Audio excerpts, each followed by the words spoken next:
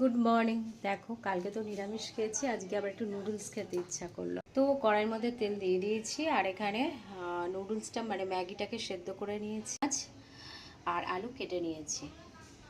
এই হচ্ছে, কালকে নিরামিষ খেয়েছি, আজকে একটু মুখরোচক খেতে ইচ্ছা হলো। তো ম্যাগিটাকে আমি এইভাবেই করে খাই। হয়ে গেলে একটা মশলা দেব।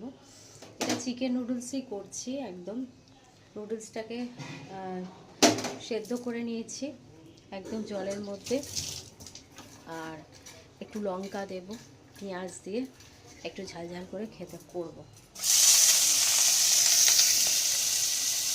মুখে টেস্ট ফিরে আসার জন্য, ইচ্ছা করছে না করার জন্য, তো না না করে খেলে না আমি সুস্থ হতে পারবো না খুব তাড়াতাড়ি। তো যাই হোক, এই হচ্ছে, এটা যাই হোক, একটু কাঁচা লঙ্কা বের করে নেবো।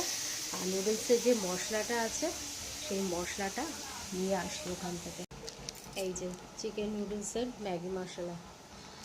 তো যাই হোক, আমার এই আলুর যেখানে থাকে সেখানেই আমি রেখে দিই।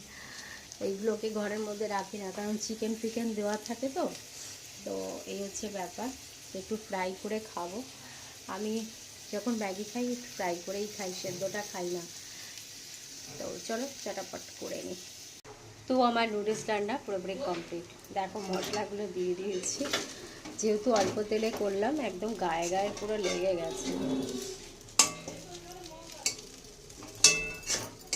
যাই হোক, খেতে ভালোই লাগবে। আর এখানে শসাগুলোকে ছোট্ট ছোট্ট করে টুকরো করে কেটে নিয়েছি। আরও ছোটো করা যেতে পারতো, কিন্তু আমার একদম ধৈর্য নেই, যেরকম পারলাম সেরকম করলাম। তো এই হচ্ছে সকালে আমার ব্রেকফাস্ট। তো চলো তাড়াতাড়ি করে নিই গরম গরম খাবার। আর ভিডিওটা ভালো লাগলে প্লিজ প্লিজ লাইক করো, কমেন্ট করো, শেয়ার করো, আর সাবস্ক্রাইব করতে ভুলো না। চলো এখনকার মতন টাটা। এই যে নুডলস, চলো।